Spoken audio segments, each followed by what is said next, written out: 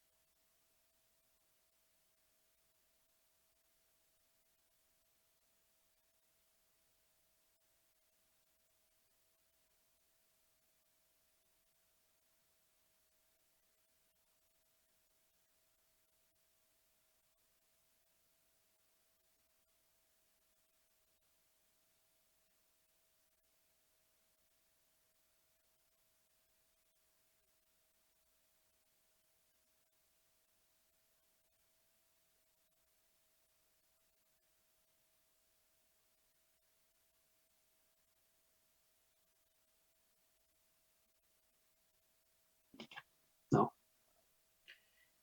También tuve un caso de un compañero de ustedes que resuelve es copiar todo el artículo. Entonces uno nos explica qué pasa en la cabeza de alguien que hace eso en séptimo semestre. Eso es, a mi modo de ver, es inadmisible eso, ¿sí? Entonces tiene su cero, ¿sí? Es un cero inapelable, punto. Entonces hay que tener mucho cuidado con eso, porque ustedes ya, digamos que ya deberían tener esto como mucho más fluido, ¿sí? Porque ya vieron competencias comunicativas, ¿cierto? Entonces ya esto debería tenerlo mucho más fluido. Entonces, ojo con eso, ¿sí? Ojo con eso. Hay otros trabajos donde vamos a tratar, espero que lo hagan con mucho más prudencia, pero es clave aquí no olvidar seguir las instrucciones. Si leer las instrucciones que son, ahí están, ¿no? Entonces ponga la atención a las instrucciones. Si algo no es claro, que puede pasar, por supuesto que sí, ustedes sencillamente me dicen, me escriben un correíto, ¿cierto? Me dicen, profe, no me quedó claro esto, profe, por favor explíqueme de nuevo este tema, y yo con mucho gusto lo hago. Pero entonces, y así ustedes están seguros de que hicieron las cosas bien, y pues no la embarramos, ¿cierto? Pero básicamente es eso.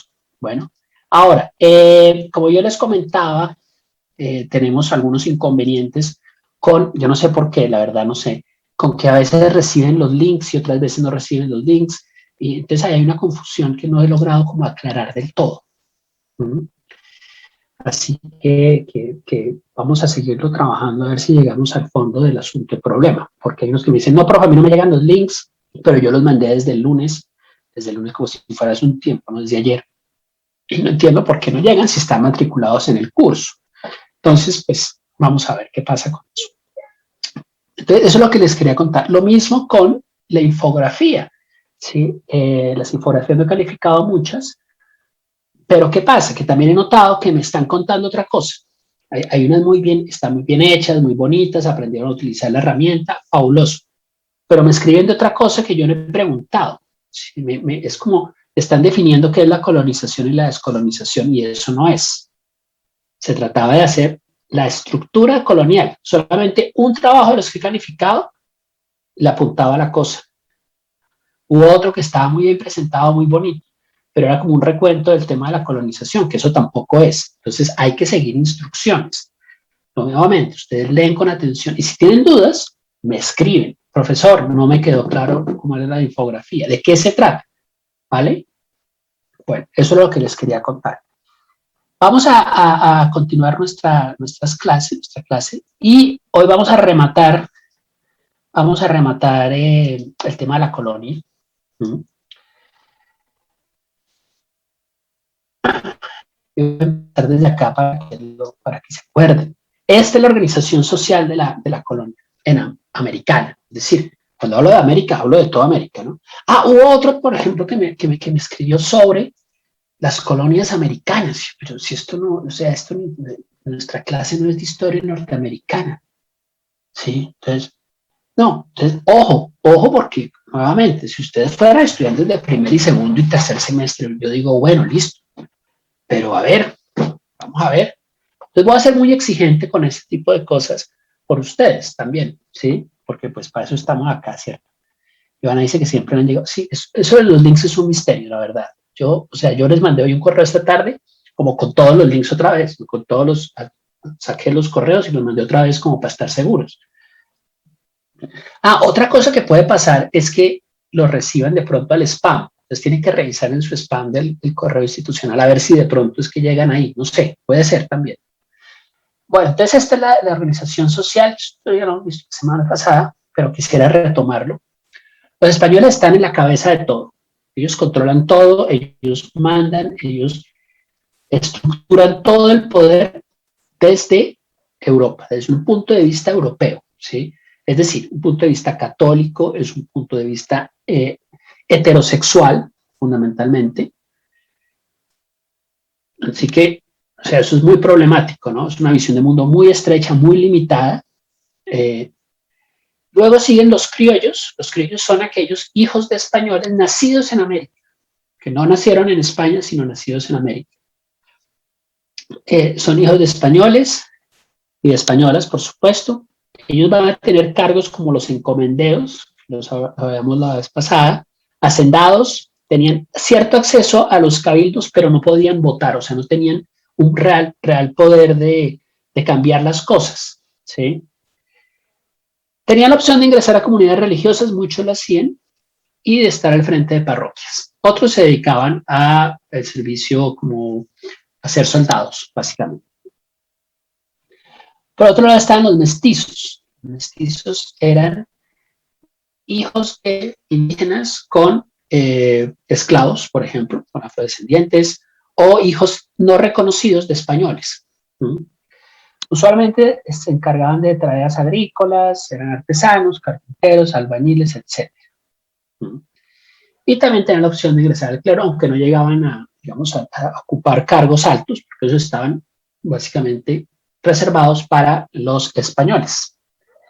Estaban los indígenas, ¿sí?, que eran tratados como si fueran niños, ¿no? Ellos no tenían, digamos, derecho o poder de decidir por ellos mismos, ¿no? Estaban encomendados a, entonces trabajaban al servicio de, ¿no?, que supuestamente los protegían, pero en realidad pues de aquello poco más bien, ¿sí?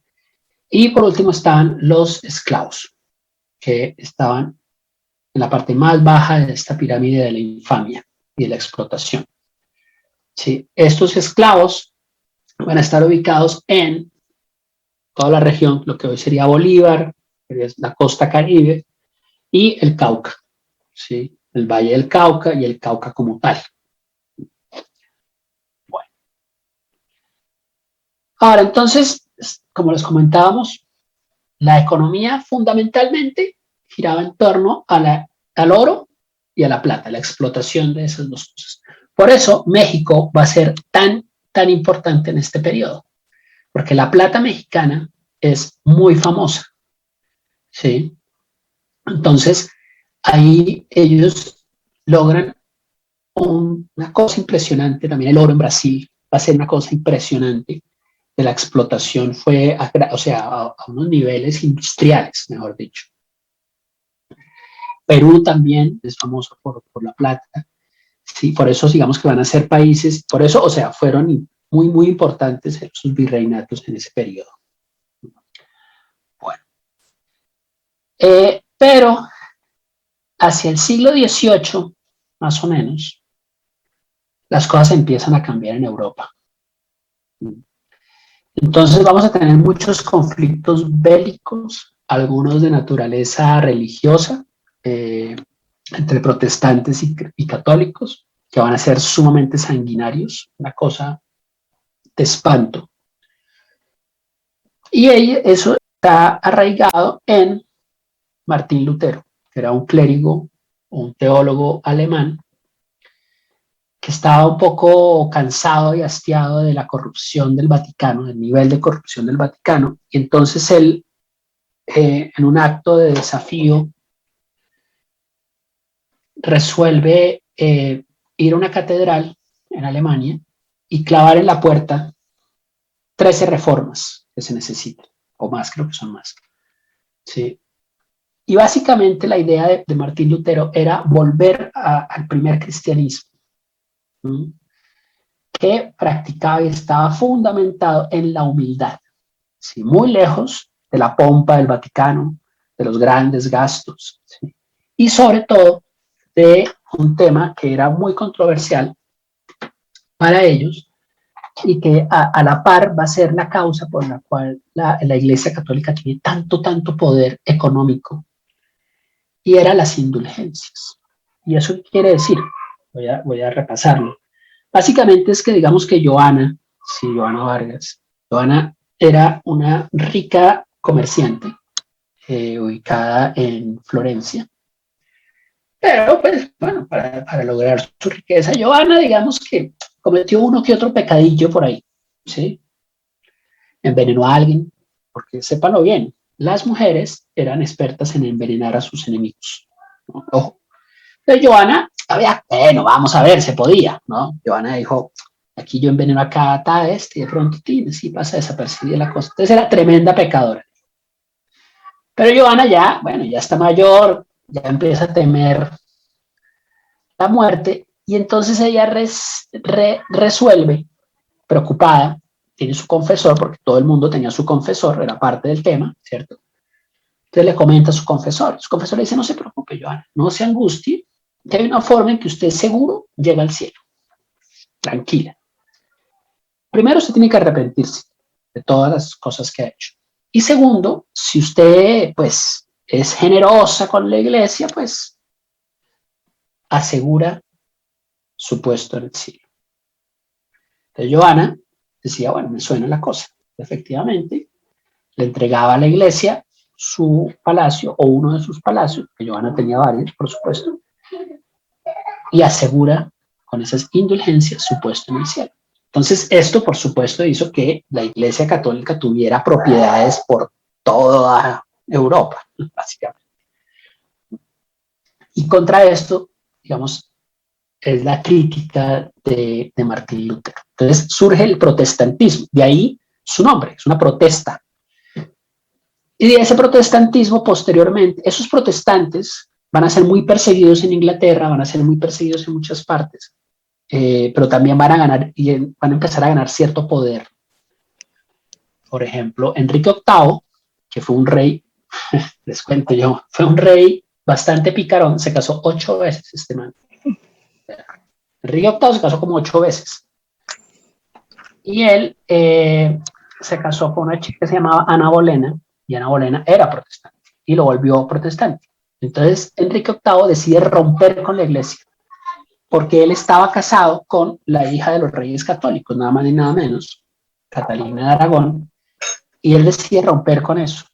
Él quiere casarse con Ana Bolena, pero quiere que Ana Bolena sea reina.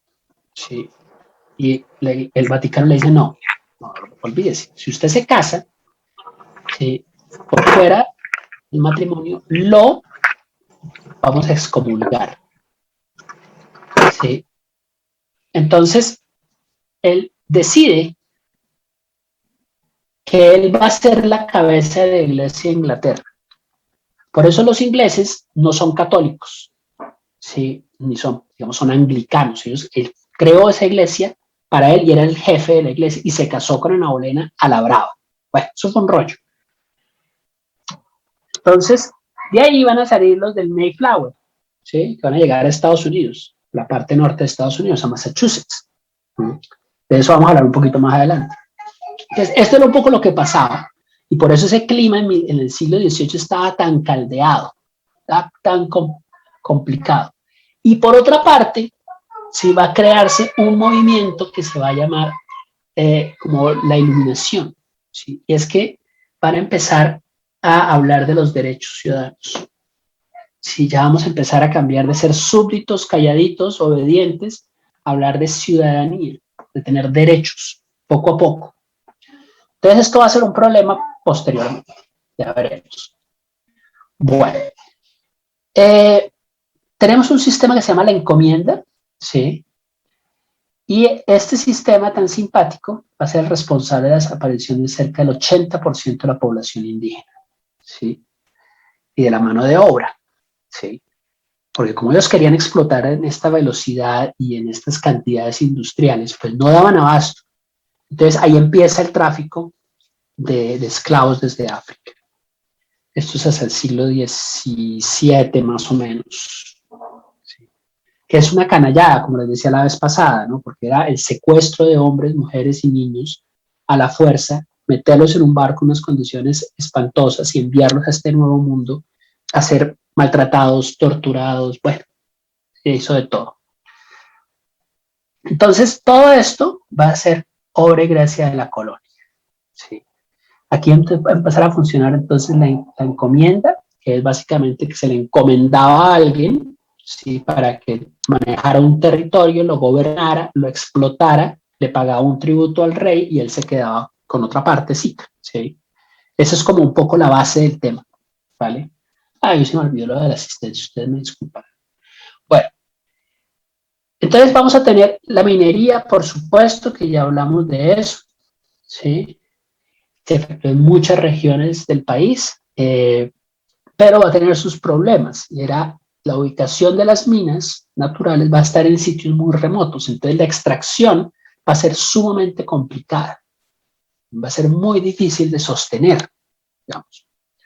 De tal manera que eso va a hacer que se invierta mayor cantidad de gente. Y se va a generar todo un problema logístico en cuanto al abastecimiento de lo necesario para sostener la explotación a largo plazo. ¿Sí? Entonces, todos estos temas van a ir, o sea, estamos hablando de 4 siglos, ¿no?, de explotación, pero van a empezar a generarse conflictos internos también. Aquí entonces, para solventar esos temas es que surge la arriería, que aquellos que son de Antioquia o de la zona cafetera seguramente la conocen y han oído hablar de ello. ¿Sí? Y está muy asociado con precisamente el trueque, ¿sí?, de oro en esta época por bienes, por cosas, ¿sí? Porque esos arrieros van a ser los que van a llegar a las zonas más remotas y más complejas de la geografía colombiana, que, de hecho, si ahora es difícil, en ese momento era como 20 veces más difícil. Porque si algo tiene este país nuestro es que tiene unas regiones geográficas de muy difícil acceso. Si todavía eso persiste, ¿no? Por eso hay regiones que el Estado dijo, eso no dejamos muy lejos. Y esa noción de lo lejos, que es digamos, una noción histórica que viene desde este momento, es parte de los problemas estructurales del país, porque una cosa es las grandes ciudades, o sea, hay un quiebre entre las zonas urbanas y las zonas no urbanas, ¿sí?, las zonas rurales. Entonces, ¿qué pasa? Los que vivimos en las ciudades, usualmente no tenemos ni idea de lo que pasa en el campo. ¿Sí? Como que llegan por allá voces de pronto. ¿Sí? Si eso es ahora, si eso todavía ocurre, imagínense ustedes en el siglo XVIII, 1700, 1600, ¿no? De hecho, no había una conexión, las noticias llegaban meses después. ¿Sí? No. Profe, perdón. Señora. En este pueblo, como queda a la orilla de la carretera, que es una de las dos principales, ¿Cuál no me pueblo? acuerdo si es la Troncal, Río Sucio, Caldas. Ah, ok. Acá todavía existe la arriería. Y existen todavía, hay casas de esas donde pasaban y dejaban los caballos desde Antioquia a pasar a Cali, y dejaban los caballos en los pueblos, y todavía existen esas casas que tenían esos patios para acomodar los caballos, y donde prestaban unos y al regreso volvían por los de ellos. Eso era, así era. Y las casas todavía son altas y grandes porque eran de hospedajes. Claro, exacto. Y eso, ¿sabe qué se parece mucho? A las ventas. Las ventas es lo mismo, pero en España. ¿Sí? Eran como estos sitios de tránsito por donde pasaban los campesinos que llevaban, por ejemplo, cultivos o llevaban sobre todo animales, cabras o ganado de un lado a otro. Entonces paraban en estas ventas, ahí se hospedaban, ¿sí?, ahí comían, pernoctaban a veces, otras veces solamente, y conseguían pertrechos, por ejemplo. Entonces, eso, digamos, ese es el origen español, y aquí se va a volver la arriería, pero es el mismo concepto. ¿No? Y era una forma precisamente como de crear esa cadena logística, de alguna manera. Y también va a ser el comercio, va a ser como el comienzo del comercio, de alguna manera, ¿no? Vamos a ver, aquí tengo otros compañeros, está el de Joana, que dice, si la arriería es popular en los sitios de difícil acceso, yo lo viví cuando era pequeña. Joana, como ya lo dijimos, pues vive en la colonia, entonces pues ella sabe lo que está hablando. En Santander, en Sabana de Torres, teníamos que dejar los caballos en la escuela, abordar el otro transporte y en las tardes volver por ellos. Fíjense. Muy bien, muchas gracias. Esa parte me encanta, que ustedes me cuenten esas historias, me parece súper chévere. Entonces me pueden interrumpir cuantas veces quieran para contarme historias. Bueno, también entonces está la fonda, que tiene más o menos, ¿no?, un poco lo que nos contaba hace un momento, ¿sí?, que tiene que ver con las ventas, donde paraban, pernoctaban, descansaban, se alimentaban y demás. Y ahí también saben que pasaba muy chévere, que se leían historias. Sí, entonces la gente pasaba ahí y siempre había alguien que sabía leer y que cargaba algún libro, entonces para distraerse, esa persona les contaba historias o leía, ¿no? Como los libros de caballería y demás, se los leía, entonces la gente se entretenía de esa manera también. Bueno, y están las haciendas de la Compañía de Jesús, que son los jesuitas, porque eso es otra cosa. Entonces, digamos que hubo una conquista que fue militar, pero también hubo una conquista que fue religiosa. ¿Sí? De las diferentes órdenes religiosas que se fundan en la Edad Media, básicamente, van a llegar a América también, y cada una va a tratar de conquistar o de evangelizar territorios. Y se van a pelear entre ellas, y hay disputas, porque cada orden religiosa es diferente, es decir, todas están amparadas dentro del catolicismo, ¿cierto? Pero cada una tiene una lectura diferente, una interpretación diferente de la Biblia y de los evangelios. ¿Sí? Entonces, por ejemplo, tenemos el Papa actual, Francisco, ¿cierto? El Papa actual, Francisco, se llama así por Francisco de Asís. Sí, Francisco de Asís pertenecía a la orden de los, ¿alguien sabe? ¿Escuché? ¿Qué cosa? ¿Nadie sabe a qué orden pertenece el Papa? ¿El Papa? No. Tenaz. Están todos excomulgados. Franciscanos, jesuitas. Franciscanos, ¿qué es esta mezcolanza, Janet? Por Dios, no señora. Profe, sí, claro, yo soy evangélica, entonces todos están condenados. Todos están condenadísimos, todos. Todos los manes, ¿no? Dije todos, o sea que todos los hombres, miren, las mujeres se salvaron. Es jesuita. Es jesuita.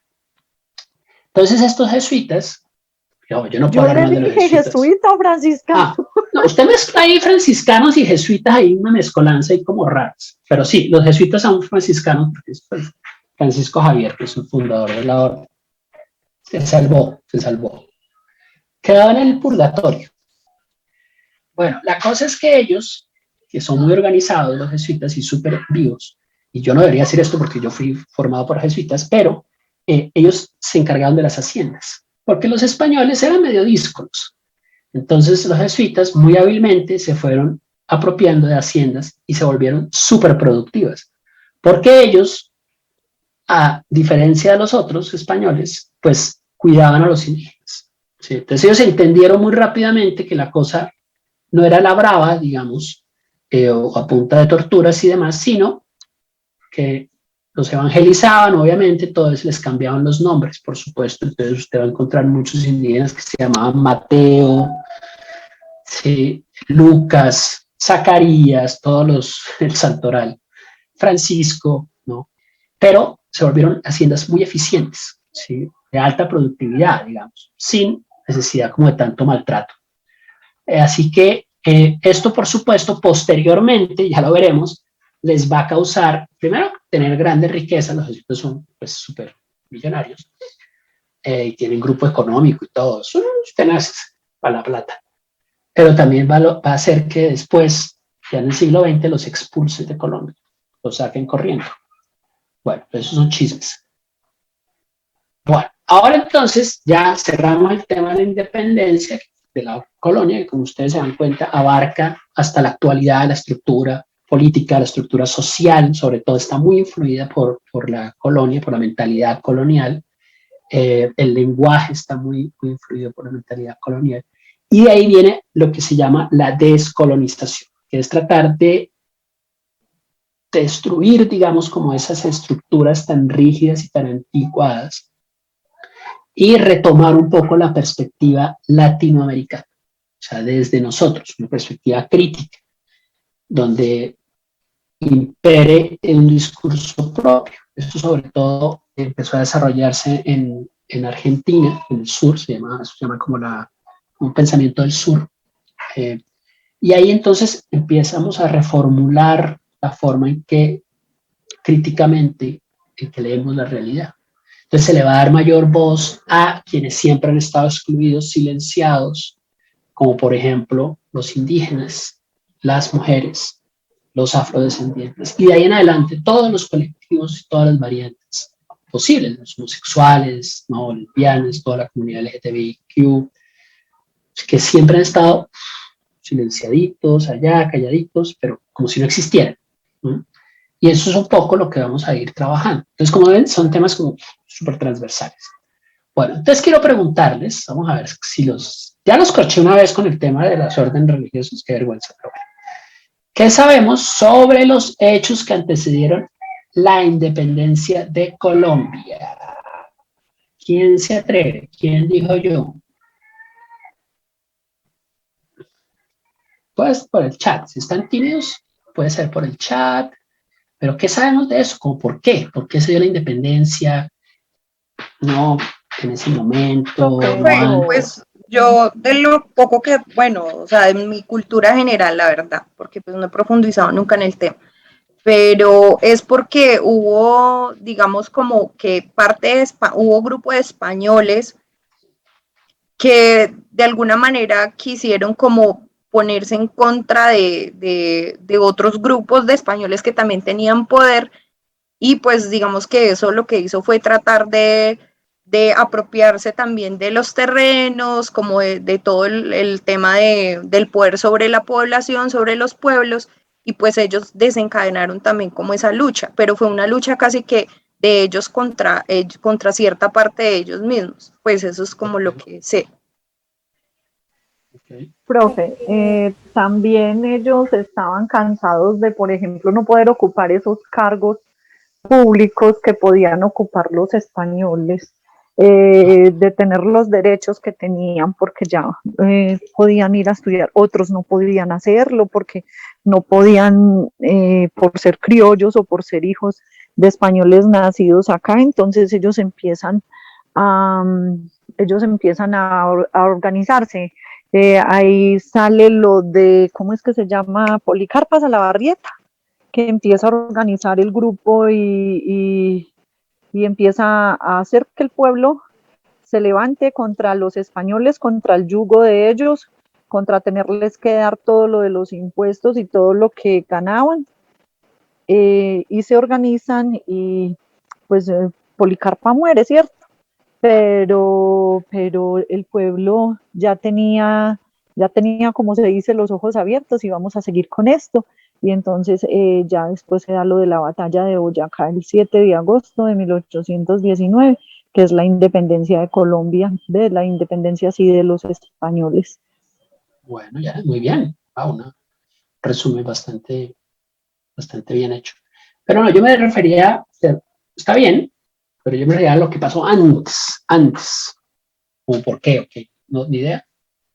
Digamos que a nivel internacional, está sobre el tema. Porque eso que me acaban de contar que está bien, es muy centrado en lo que pasó ya, digamos, como cuando empieza la independencia, ¿cierto? O pues ese proceso que en realidad, como dice Janet, duró casi 9 años. Pues ahí, porque de hecho todavía sigue. Pero duró más o menos 9 años, sí, desde 1810 hasta 1819. Pero antes de eso, ¿qué pasó? Pues cuando llegaron a colonizar, profe, ok. O sea, antes. Sí, antes. Pues ya estamos en la colonia, ¿cierto? Ya estamos ahí como sí, en la fiesta de la colonia. Pues, profe, básicamente era por lo que usted hablaba ahorita, porque pues digamos que habían personas que habían, digamos, apoyado como todo ese tema de que empezaran a reforzar su capital, incrementar tierras, materias primas, o sea, ellos querían seguir incrementando como su poder y adicionalmente ayudados a través de la fuerza de la Iglesia Católica, que digamos que a través de la evangelización lo que hacían era lo que usted nos contó ahora, apoderarse en como de toda esa credibilidad que ponían los pueblos sobre ellos y entregar sus terrenos y entregarles terrenos, mano de obra económica, o sea, como todo eso que ellos aprovechaban por estar llegando a descubrir tierras o a incrementar su poderío, digámoslo así. Pues esa básicamente era como toda la razón de ser de por qué llegaban a armar como el desorden en otras tierras. Profe, Johanna, gracias. Profe, yo le digo algo. Cuando los españoles entran acá y someten a los indígenas entonces a torturas, a a trabajo forzado y ellos empiezan a desaparecer, como usted lo dijo ahorita, que la mayoría de los indígenas desaparece por el trabajo forzado, entonces se ven obligados a traer los negros esclavos de África, porque eran más fuertes y porque le resistían al maltrato que ellos estaban ejerciendo en ese momento para sacar la riqueza que habían encontrado acá. Acá cerquita de este municipio está Marmato, que es oro, que es de oro, que lo tienen en este momento lo tiene una empresa norteamericana, donde todavía sacan el oro. Y acá hay cerquita este municipio a 20 minutos de acá está Supía, Caldas, y en Supía hay un asentamiento de negros, porque ellos se volaban cuando los traían, pues los entraban por el Pacífico, por el Caribe, y los traían por este lado de la carretera que yo le conté que por acá pasa, la carretera pasa por la orilla de este municipio de Supía y de Marmato. Entonces ellos se volaron, hicieron un palenque aquí a las orillas de Supía. Y ahí hay un asentamiento de negros y todavía está esta cosa racial, usted lo decía en la clase pasada. Los indígenas tienen unos tipos de contratos, los negritos tienen otros, pues no hablo de negros como excluyendo la raza, no. Aquí vemos afrodescendientes y estás hablando por eso, afro, no, amor, discúlpame. No, por eso ya iba a decir, discúlpame que no lo estoy diciendo o sea, como cuando uno dice indios por el nombre y no por ofender, ¿sí me entienden? No, tranquilo, mi niño, que no, yo no soy racista, ¿qué tal? Yo soy docente y no soy racista, quiero mucho a todas las personas, somos iguales, tenemos los mismos derechos, luchamos por eso, no, ¿qué tal? Si alguno se sintió ofendido, ya lo iba a decir, no, porque se me olvidó la palabra afrodescendientes, acá hay un lugar de esos donde todavía se conserva esa tradición, esa cultura negra, y no nos tiene por qué dar tristeza decir que somos, los que somos indios, los que somos negros, los que somos blancos, los que somos amarillos, no, somos una mezcla de razas. Colombia es un país multiétnico y pluricultural, tenemos cultura de toda parte, etnias, las que queramos. Me encanta eso que pasó y Steven. Me parece que eso es muy importante lo que acaba de pasar. ¿Por qué? Porque como usted señala, sin ofender, por supuesto, pero es un asunto ofensivo. Y la cuestión no es culpa suya, ni me faltaba, es un tema cultural, desafortunadamente. Y adivinen qué, ¿de dónde viene? De la colonia, porque la colonia, ellos inventaron ese tema, básicamente. Entonces me parece muy bien también lo que hizo Steven, porque muchas veces guardamos silencio ante eso, ¿sí? Lo mismo que cuando ocurre con los chistes que son machistas, por ejemplo. Cualquier señal de discriminación, así no seamos, la idea de este curso también, como yo dije la primera vez, es incomodarse con ello, ¿cierto? Porque son temas que no se tratan, que no se abordan, que se dan por entendidos, pero resulta que están ahí están pendientes, ahí están acechando siempre, y la discriminación existe todos los días.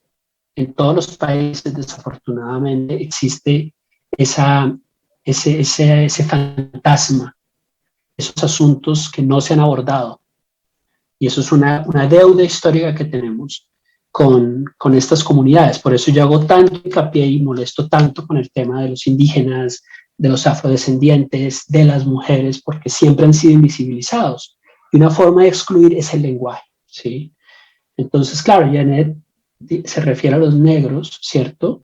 Ella dice, no quiero ser irrespetuosa, seguramente es cierto, sí, yo le creo, pero desafortunadamente lo está haciendo, ¿cierto? Pero es un tema cultural, entonces por eso tenemos que descolonizarnos, que es arrancarnos eso de la cabeza, que no es fácil, pero empezamos por tomar conciencia, ¿cierto? Ese es el primer paso. Entonces me encantó que Steven también le aclarara, porque muchas veces nos quedamos callados, ¿no? Es como cuando hay un chiste machista y las mujeres también se ríen y por dentro están que asesinan al cretino, pero se quedan calladas porque ¿qué pasa? Que si reaccionan, sí ve, ahí están pintadas, no tienen sentido del humor. Entonces, me parece muy importante lo que pasó para a reflexionar sobre eso. Bueno, se nos acabó esta hora, pero ya continuamos. Listo, no se vayan. Bueno, sí, tienen que ir porque se acaba bueno, ustedes saben, el link y la cosa y no sé qué, y entramos. Y esta vez sí voy a hacer lo de la asistencia. Profe. Ya nos vemos en 5 minutos. Linda, espere un momento, yo pauso aquí porque si no, mejor dicho, seguimos grabando y Sagrado Rostro. Ya, ahora sí. Bueno. Profe, qué pena. La otra hora me toca verla, ya sería por la plataforma. Usted va a subir la clase. Lo que pasa es que tengo trocada una materia.